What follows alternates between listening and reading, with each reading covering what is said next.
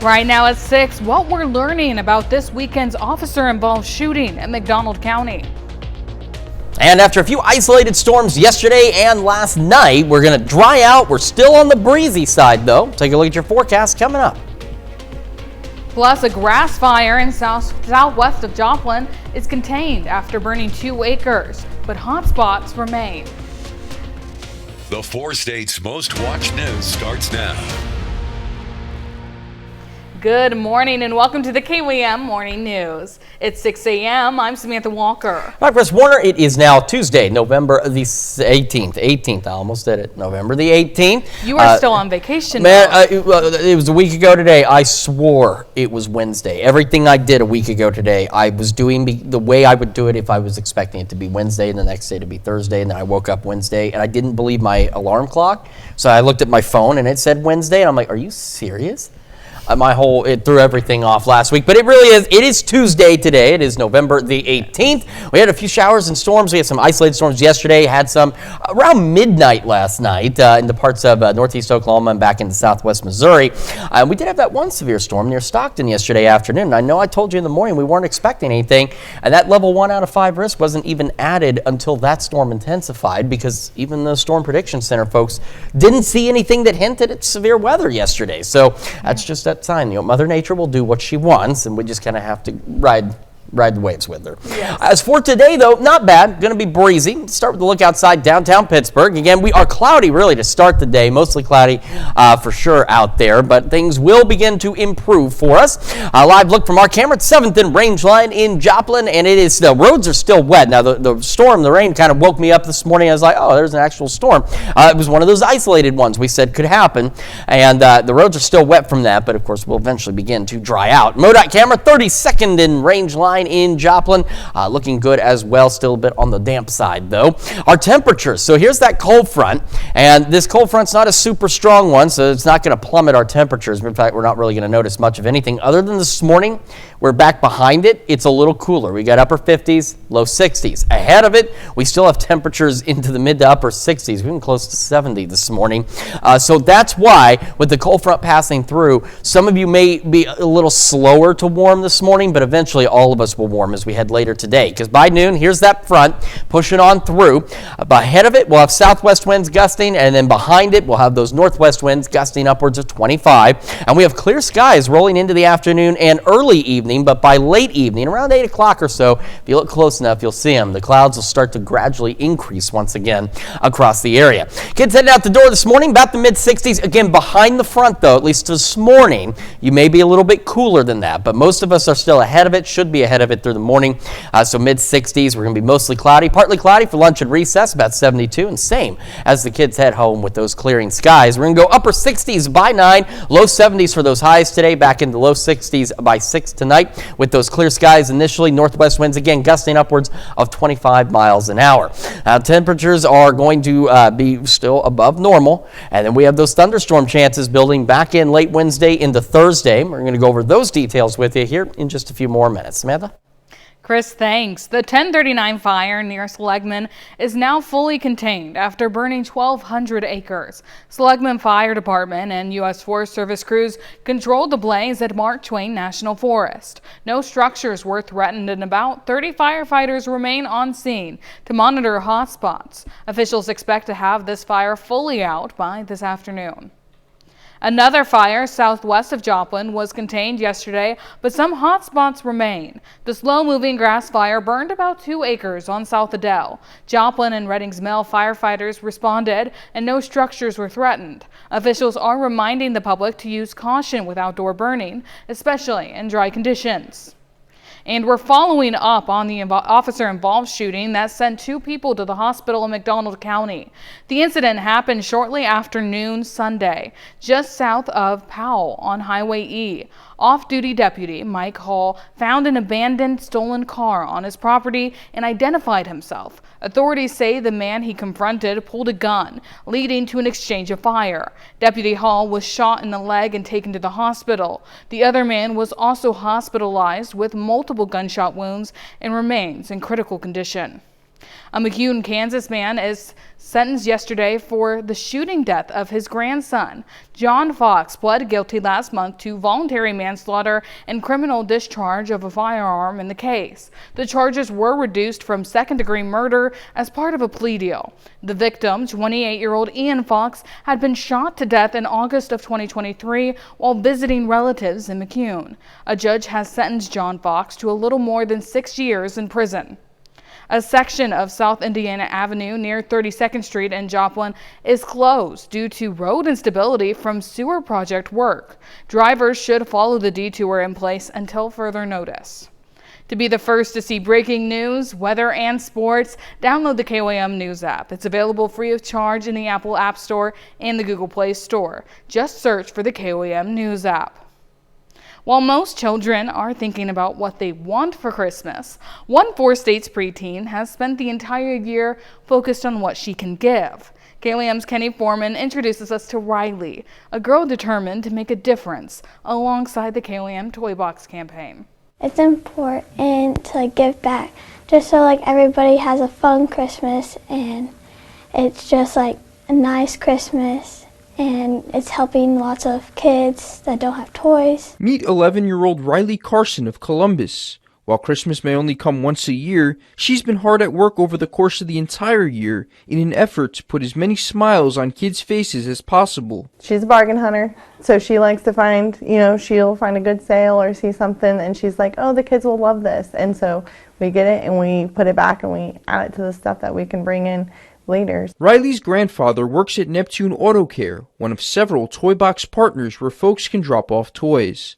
Feeling inspired, Riley developed the desire to fill the box, which is a reflection of her continuous generosity, according to her mother. It all originally started when she was younger. We always adopted the angel trees and stuff like that. Well, then she found out about the toy boxes, so she always liked to donate to those, and her goal was to always get those filled up and be able to make sure everyone got something for Christmas. Riley is on track to donate about 300 toys this holiday season. Why so many? She wants to make sure that there is something for everyone, regardless of age or interests. I thought the tractors and stuff would be fun for little boys, the play sets and stuff would be fun for everybody, and the dolls would be fun for little girls and everything else. Kenny Foreman, KOAM News.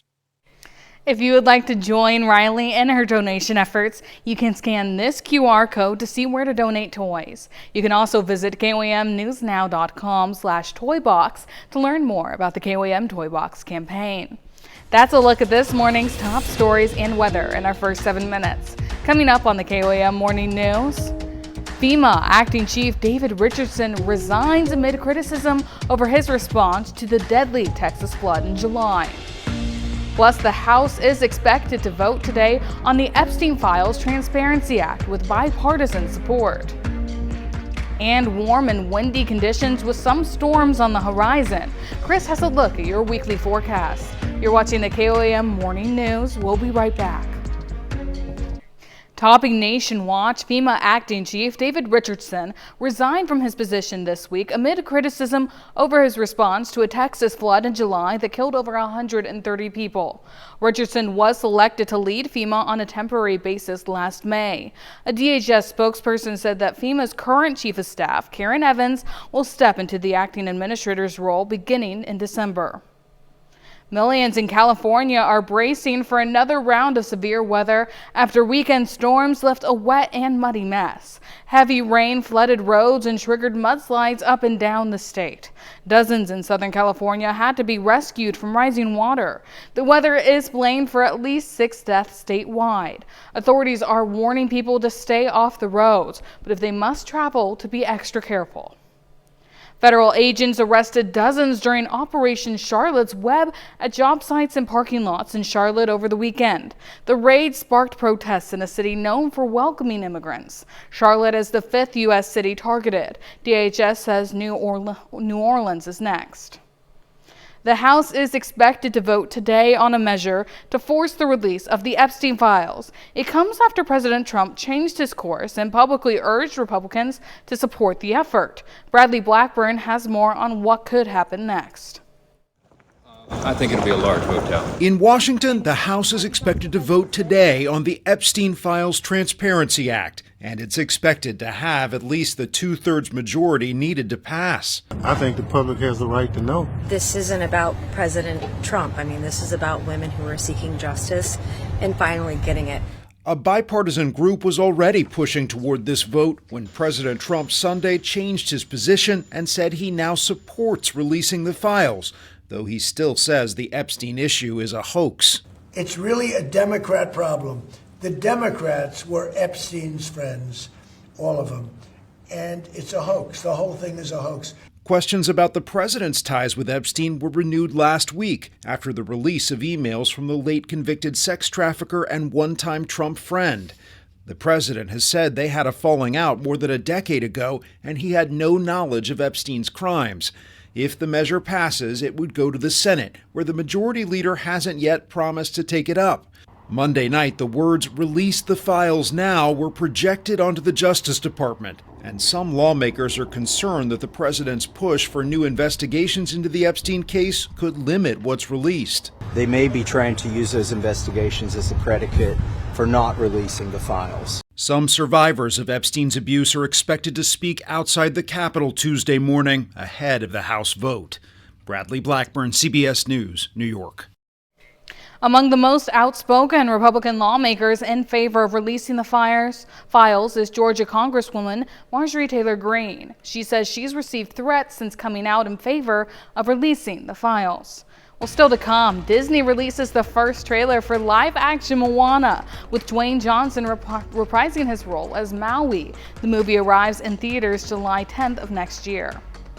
Bless warm and windy conditions with some storms out on the horizon. Chris has a look at your Tuesday forecast. A first look at a live-action reimagining of a hit Disney animated, and CBS gives a peek at what to expect from its mid-season lineup. Jared Hill has today's Eye on Entertainment. Disney's Moana comes to life in this first trailer for the live-action remake. Catherine Lagaya stars as the headstrong Moana, and Dwayne Johnson is reprising his role as demigod Maui, who helps the young teen on a journey to save her island and its people. The live-action Moana arrives in theaters July 10th of next year. The new film Rental Family follows a struggling American actor in Tokyo who lands an unusual gig. We sell emotion. How? We play roles in the clients' lives.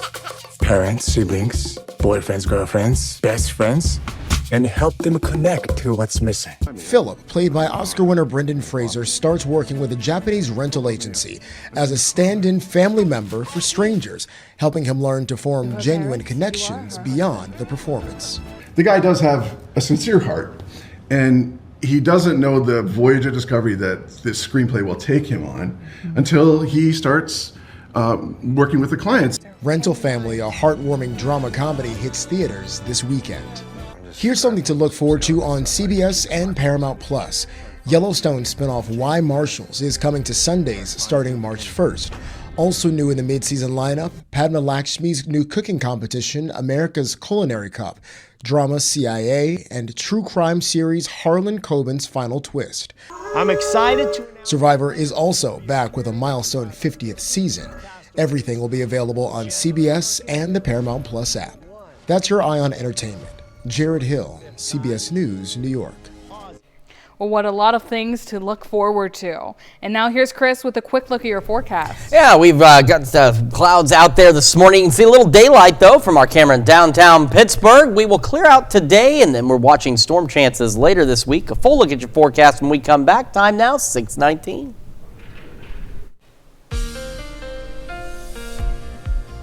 Welcome back to the KOAM Morning News. 6:21 now on this Tuesday morning. We're going to start, of course, with the future track. So we have a cold front that's actually just pushing into our northwestern counties this morning. So that's why parts of, let's say, Sedan, Eureka, Yates Center, you're a little cooler than everyone else. But eventually, you will get an opportunity to warm up. Now, by noon, that cold front is almost right along I-44. So ahead of it, we're going to have southwest winds gusting upwards of about 25 miles an hour. Behind it, we'll have northwest winds still gusting upwards of about 25 miles an hour. Now, skies, again, mostly cloudy to start, but as we head into the late morning, early afternoon, we'll have clear skies, and we'll have clear skies into the early evening hours as well. It'll be late evening, around 8 o'clock or so, and clouds will start to gradually increase. And as we head towards sunrise tomorrow, we're back to those mostly cloudy skies again. Now, one thing that hasn't changed from yesterday for tomorrow's data, or for tomorrow's forecast, is the fact that 90% of the day looks to be dry. We're still not looking at any kind of shower and thunderstorm chances until after about 10 o'clock Wednesday night.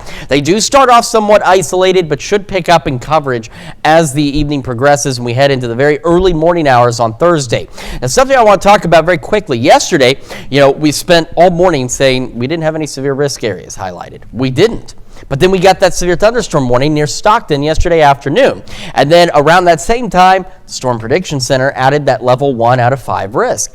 They weren't seeing that either. So right now for Thursday, we have no severe risk areas highlighted. However, looking at some of the data, it's still 3 days out, it does suggest that there might be a possibility of a strong or low-grade severe storm Thursday. So like I said, right now we don't have any areas highlighted. We'll keep an eye on that. And even if we get one, we're talking that level 1 out of 5 risk. We're not looking at like a significant severe weather event for Thursday, but we could see a stronger storm or two. It's something we'll keep an eye on. So here's Future Track by 5 a.m.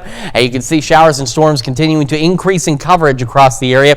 Right now, a lot of the better chances for most of Thursday are going to be along and south of the 54 corridor, but showers and storms will spread back north again and eventually get all of us back into shower and thunderstorm activity by late Thursday heading into Friday. By Friday, we are looking at just scattered showers, few rumbles of thunder here and there, but it should mainly just be a rain event as we head into Friday, at least how things are shaping up right now. We got those clouds out there gradually clearing across the region. They will continue to do so. So again, some of you behind the front this morning, you're going to start a little cooler, but eventually all of us warming to about 70 by 11 o'clock this morning, with our highs this afternoon going into the low 70s. And again, those gusty winds out there. Now tonight, we're a little cooler, and you're like, well, why? It's mostly cloudy, right? The clouds keep the warm air in. Well, unfortunately, we are clear through the evening and through sunset. So there's no cloud cover to trap in our warm air today. So it will actually be able to escape before the clouds set in. That's why we'll be a little colder tonight, back into the upper 40s, low 50s. Still above normal, but chillier than where we have been and chillier than where we're going to be over the next couple of days. We're going to go back in low 70s tomorrow. Again, 90% of the day is dry. These rain chances increase late in the day after 10. Showers, thunderstorms throughout the day Thursday. Scattered showers, perhaps a rumble of thunder or two as we head into our Friday. Our weekend looks good. Temperatures back into the 50s and 60s. And we have a few more rain chances next week. So far, at least right now, Thanksgiving not looking too bad. Mid-60s, partly cloudy. That's checking your forecast. Now we're sending it over to Samantha for Health Watch. Thanks, Chris. Reducing arsenic in drinking water can lower deaths from cardiovascular disease and cancer. An NYU Langone health study found when the levels of arsenic were reduced, people had a 54% lower risk of death. Arsenic is one of the most common chemical pollutants. It's estimated more than 100 million people in the U.S. rely on potentially contaminated water sources. Temperature-related deaths are on the rise in the U.S. Researchers at Mass General Brigham found over the last 25 years, more than 69,000 people have died from heat or cold, with elderly people the most at risk. About a third of the deaths were heat-related, and 2/3 were cold-related, though scientists say heat-related deaths are rising due to climate change. People experiencing chronic pain are at risk for high blood pressure. A study published in the journal Hypertension found patients with chronic widespread pain had a 75% higher risk of developing high blood pressure. Even short-term pain raised the risk of high blood pressure by 10%. Depression caused by pain is believed to be a factor as well. As families prepare for Thanksgiving by traveling and gathering together, health experts are reminding folks about the increased risk of illness during holiday celebrations. Nick Kelly spoke with a Southwest Missouri doctor to get tips on how to stay healthy while spending time with loved ones. While J.D. Buckridge doesn't usually travel for Thanksgiving, he's ready to welcome family to his home in Clever. Typically, everyone comes to me and we do the big spread, and very traditional, and we just have a good time. His kids will be some of the over 81 million people AAA says will travel for Thanksgiving this year, 73 million by car and at least 6 million by plane. Mercy Dr. Sammy Hurry says while cold air itself does not cause someone to get sick, there is a correlation with colder months, big gatherings, and enclosed forms of travel. Even though they may not be sick, they may have a virus that they have on them. They cough, they sneeze, they touch a surface, and then you happen to touch it or breathe in that virus, you could get sick. But yes, so certainly closed areas with high contact of other people, you're at increased risk for sure. Dr. Hurry says to stick to the basics to reduce your risk of a severe illness or infection. If it's right for you, consider getting vaccinated for the flu, RSV, or COVID-19. Keep up with regular exercise and a healthy diet with nutrients like vitamin C and zinc to maintain a healthy immune system. If flying, consider an N95 mask to prevent breathing in anything nasty. If you still end up getting sick, Dr. Hurry wants people to play it safe. You got the holidays, you want to be with family members, but especially those high-risk members, you want to try to avoid being around them if you are sick. So that's going to be the very young and the very old who are at increased risk. As for JD, he's had to deal with a few holidays with health risks. When COVID season was here and it was strong, we stayed in like a lot of people did, but we did still gather as a family, and we made sure that we were safe. For now, his Thanksgiving guests are looking good. Everyone is healthy and safe, and so we're very blessed. If you're unsure about what steps to take for yourself, from vaccinations to preventative steps to stay healthy, don't be afraid to reach out to your doctor. Christmas is coming. That's a look at some of today's top health stories. We'll be right back. Right now at 6:30, the Neosho School District earns a $5,000 grant for student excellence. And take a look at that sunrise. Skies gradually clearing for us. We're going to be windy and still on the warm side today. We're going to look at your forecast coming up. Plus, the Joplin City Council hears a new proposal for the future of Memorial Hall. The 4 states' most watched news starts now. Good morning and welcome to the KOAM Morning News. It's 6:31 on November 18th. I'm Samantha Walker. It's in there twice. It's a lot of November 18th. That's line, ma'am. Well, they said it for me as well because we really want you to know it's November 18th, which means it's getting really close to Thanksgiving. It really is. We're a week and a couple of days out now, so hopefully you're prepared for all that because man, that's one thing. I like the holidays because family gets together. You see people maybe you don't get to see often through the year, and you take time to see them now, but it's back to back to back. Just everything piles on, and then all of a sudden you're like $1 million in debt. All of it out of nowhere. Okay, maybe not $1 million. If you've got that kind of cash, you should be all right. But I feel like I already need to start making food. And I know it. Like, oh my making the plans, getting ready for the holiday season. It hasn't felt like the holidays across the air, except for about a week ago when it got really cold. And then it warmed right back up. And I'll tell you what, I'm sure I've got some family members at home that got a little sick from those temperature changes. And we're going to be warm again today and breezy as well. Let's start with our live look from downtown Pittsburgh. And there it is. We got some clearing skies to the east. We still have some clouds off to the west as well. But we'll continue to clear through the morning hours. Our camera at 7th and Range Line in Joplin looking pretty good as well this morning. And the Modak camera 32nd in Range Line looks good as well as we get this day underway. Our temperatures, so here's that cold front continuing to push off to the south and east. It's not going to cause our temperatures to plummet, but as you can see, if you're behind the front, Sedan, Yates Center, you've been behind the front most of the morning, so you're a little cooler than everyone else. Sedan down to 54 now, but take a look at these temperatures ahead of it. This is like spring. This is what we should see, late April, early May for temperatures. We're into the upper 60s out there. So it is going to play a little bit of a role. Remember how big this map is. Some of you are starting your day a little cooler than everyone else, but you will eventually warm up. So by noon, here's that cold front almost right along I-44, and it will continue to push out of here. Ahead of it, we have gusty southwest winds. Behind it, we'll have gusty northwest winds as we head through the day. Eventually, skies clear. We warm up. Things not looking too bad. And then around 8 or so this evening, we see clouds gradually starting to push back into the area ahead of mostly cloudy skies tonight. All right, kids heading out the door, mid-60s, mostly cloudy for most of us. Again, though, this is where it's the biggest difference is obviously Yates Center, Sedan. you're not in the mid-60s this morning. You're going to be in the mid-50s this morning, but eventually we'll make about the low 70s for lunch and recess and as the kids head home later today. So you will warm up. Ladies, you're starting cooler, but you will warm up. Upper 60s by 9, low 70s for those highs, back in the low 60s by 6 with those clear skies. Again, northwest winds gusting to 25. It's going to be cloudy late tonight into tomorrow, and then our thunderstorm chances return. We'll go over those details with you here in just a few more minutes. Samantha? Chris, thanks. Compass Academy Network awards the Neosho School District $5,000 for excellence in student development. The organization presented the partner grant yesterday, recognizing the district's dedication to student growth. 28 Neosho students took part in the free 4-week program this past summer. 20 students graduated with perfect attendance and earned Walmart gift cards for school supplies. The grant supports middle school initiatives. We'd like to be here for years to come and be here each summer with Neosho Public Schools and look to expand the size of our cohort here so that we serve more and more students. Definitely. It is a very fun program, and it helps people with like confidence and like getting ready for school. It's just a very good program. Compass Academy Network operates summer programs focusing on decision-making, mathematical reasoning, creative writing, and communication skills across rural sites in Missouri, Kansas, and Oklahoma.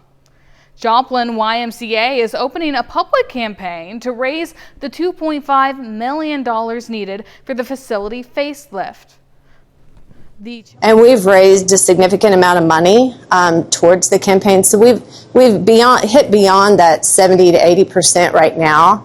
And so we've opened it up as a public campaign and hoping that the community comes together to support us so that we can finish what we need. The construction phase is set to start in January and will last about 7 months. Joplin's Memorial Hall is one step closer to a full restoration. The City Council voted to move forward with a memorandum of understanding with a community group, Friends of Memorial Hall, allowing the group to continue developing its plan to restore the 100-year-old landmark. KOAM's Blake Goley has the latest on what this means moving forward. I'm standing outside this 100-year-old venue with deep roots within the Joplin community. And the Friends of Memorial Hall want that legacy to continue, and they're asking the Joplin City Council to back their plan to restore it. Inside the council chambers, the Friends of Memorial Hall laid out a detailed roadmap showing how they believe the building can be saved through a public-private partnership that taps into tax credits and community fundraising. It's a community asset. It's a community icon. It's one of the things that it's been here, and why tear it down when we can make a new use for it? Council members questioned the cost and the workload, but supporters rose to the occasion, addressing each concern. They also reminded the council of the building's long-standing ties to the Joplin veteran community. It was those veterans that wanted to develop a memorial here in Joplin to honor their friends and fellow soldiers that died in the war. And they're actually the ones that raised the money to build Memorial Hall originally. And so it's kind of been our home for about the last 100 years, and we'd love to see it restored and get back to where we can get back into the building. After answering questions from the council, they voted to move forward with the proposal. Reporting in Joplin, Blake Gully, KOAM News.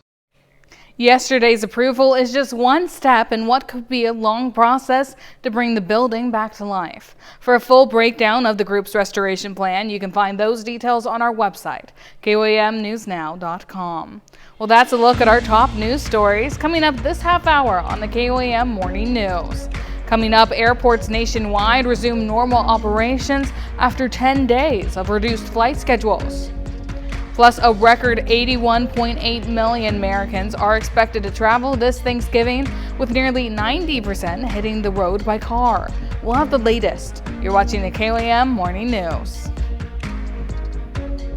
In Consumer Watch, travelers get relief as the FAA lifts all flight restrictions from the government shutdown. Normal operations resumed at airports nationwide after 10 days of reduced schedules. The FAA kept cuts in place for several extra days to allow airports time to bring their staffing back. The timing helps travelers preparing for Thanksgiving week. However, another potential shutdown looms when the temporary funding expires January 30th.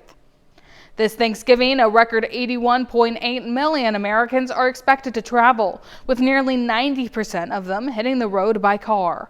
AAA Kansas advises drivers to check their car's battery and tires and to plan ahead to avoid peak traffic on Tuesday and Wednesday afternoons.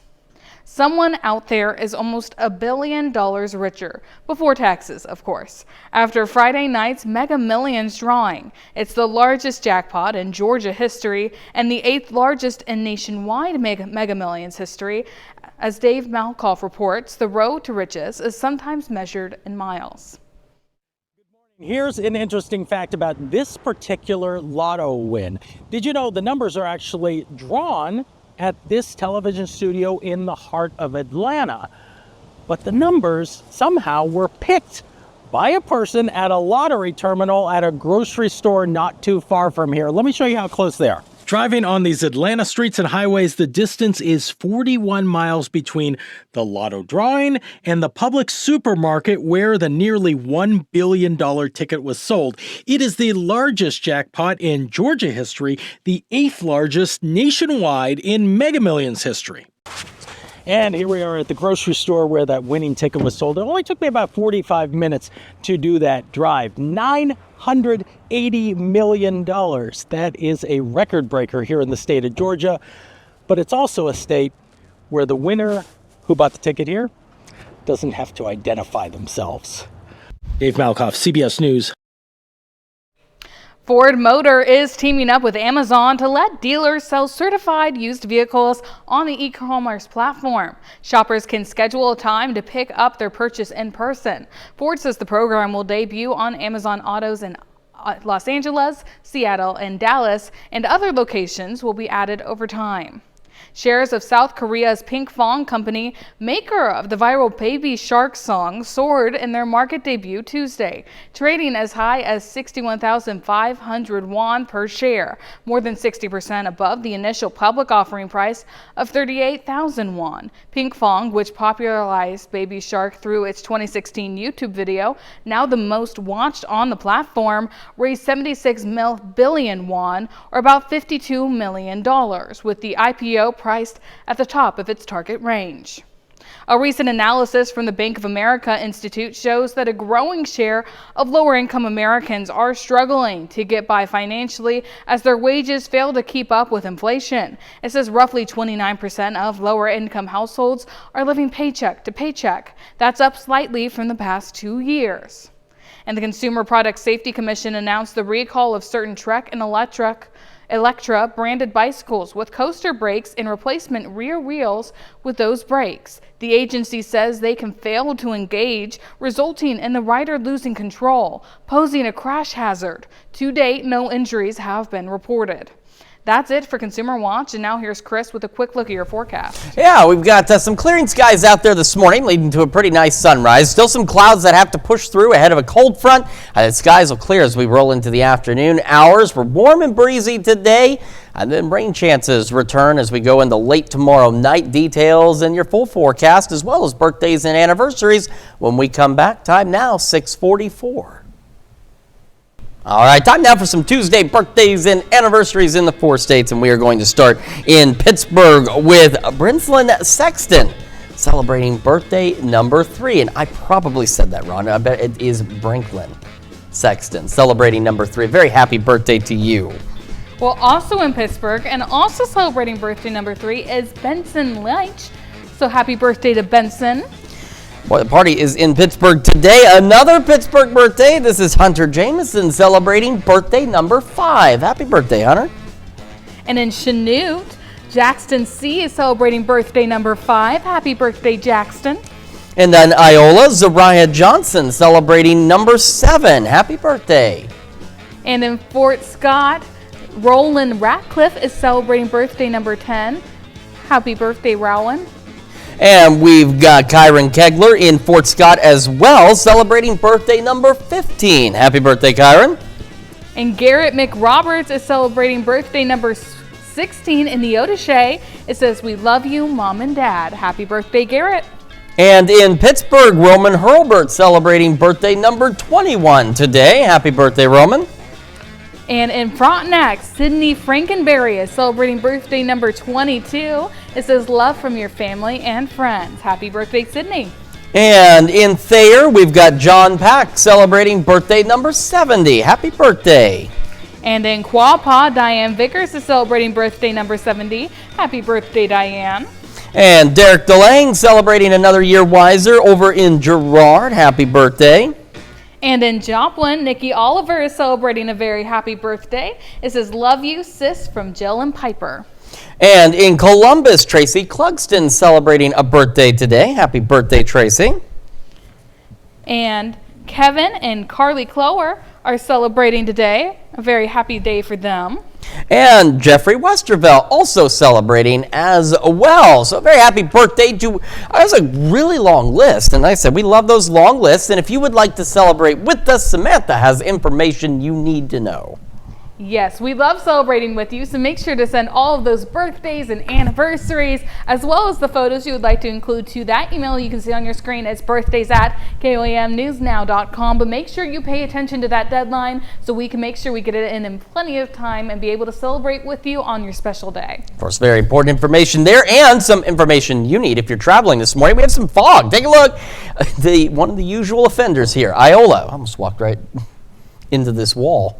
All right, I'm inches away from walking right through it, which I'm sure our engineers would have loved if I'd walked right through this, because then we wouldn't have it for a minute. All right, back to this though. Iola, one of the usual offenders, down to 1/10 of a mile of visibility, so it's a big chunk of Allen County and 54 between Fort Scott and Yates Center. Yates Center down just under 3, Fredonia, Chanute, Independence, Sedan, Parsons, Nowata, all with reduced visibility. So if you're heading out west or if you're heading anywhere in this section of southeast Kansas into northeastern Oklahoma, low beams, not your high beams, fog lights if you've got them, and that will also prevent you probably from walking into walls as well if you've got those fog lights ready to go. All right, after all of that, skies will clear progressively through the morning. We have a cold front that right now is about right here, and by noon it will be right along I-44. So ahead of it we have gusty southwest winds at about 25.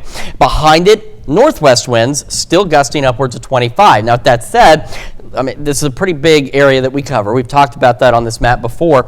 Some of you, Yates Center, Eureka, Howard, Sedan, you're a little cooler this morning than everyone else because you're already behind that front. All right, so you're starting your day cooler than most of the region, but all of us will eventually warm up. We get the sunshine, pretty good day, just again breezy out there. And then about 8 o'clock or so this evening, clouds will slowly but surely begin increasing by late evening into the overnight and tomorrow. Now tomorrow still looks like we were looking at yesterday. It's going to be 90% of the day is dry. It won't be until about 10 o'clock that we start to see rain chances. We'll have cloudy skies, mostly cloudy skies out there, but again, we are dry. And by about 10, starts off somewhat isolated shower and storm development, should increase in coverage as we get closer to midnight and head into the overnight hours. Now right now, we don't have any severe risk areas highlighted for Thursday. We didn't have any yesterday either, at least yesterday morning. We didn't get a severe risk area highlighted, which was at 1 out of 5, until that storm near Stockton went severe, because it wasn't expected. The environment just didn't look like that. It's looking similar for Thursday, but there is maybe that chance of an isolated, strong or low-grade severe storm Thursday, so we'll keep an eye on that for you. And if they add a risk area, very likely would just be a level 1 out of 5. Still some strong storms, but we'll see. Right now, there's no severe risk highlight, but take a look at these storms. We got some heavy rain for sure as this activity begins to push in towards sunrise on Thursday. Scattered showers and storms initially in the southern half of our area, but as the day progresses, new development will start to take place, and we'll get these storms and showers spreading up north, and showers and a few rumbles of thunder could continue into our Friday as well, but we're looking at more rain Friday versus thunderstorm activity on Friday. So again, mostly cloudy starts. Some of you a little cooler than the rest of us. We're going to go about mid-60s, and then we're going to go right around 70 by 11 a.m. We're going to have another look at your forecast and your wake-up recap in just a moment. And when we switch over to Fox 14 at 7 a.m., while most children are thinking about what they want for Christmas, one four-state preteen has spent the entire year focused on what she can give. We're going to introduce you to Riley, a girl determined to make a difference. That and more at 7 a.m. This is your Wake Up recap for November 18th. Your top stories to start your day. A fire southwest of Joplin was contained yesterday, but some hot spots remain. The slow-moving grass fire burned about 2 acres on South Adele. Joplin and Reddings Mill firefighters responded and no structures were threatened. Officials are reminding the public to use caution with outdoor burning, especially in dry conditions. That's a check of today's Wake Up recap. And after some clouds clear out, we will be warm and breezy, low mid-70s, northwest winds gusting upwards of 25. Clear skies late afternoon through the evening hours, and then clouds slowly increase overnight tonight. We'll drop back into the upper 40s, low 50s with calm winds. Tomorrow, again, 90% of the day is dry. After 10 o'clock, shower thunderstorm chances begin to increase. We'll go low 70s. We're mostly cloudy through the day. Showers and thunderstorms likely throughout the day on Thursday, scattered in nature, so it won't rain necessarily all day, but we'll have chances all day. Those will continue Thursday night into Friday. A few showers on our Friday, drying out for the weekend. Some shower chances next week, at least at this time. Thanksgiving not looking too bad. Partly cloudy, mid-60s. Well, sounds great. Thank you so much, Chris. Well, coming up today at noon, we're making butter-basted herb turkey in the Mr. Food Test Kitchen. And your morning news continues on KOM with CBS Mornings. It is the holiday season for shopping. Next on CBS Mornings, experts share tips on how you can afford those presents and still have some money before the end of the year. Or you can switch on over with us on Fox 14, where your only local morning news continues. This morning, Jasmine Kyle with the SDK Humane Society joins us in the studio. And Charlene Patton with the Kansas Soybean Commission showing us another one of those incredibly healthy and delicious recipes. However, that is going to wrap things up for us for now. We will be back here tomorrow morning at 5 a.m. And we'll see you today at noon.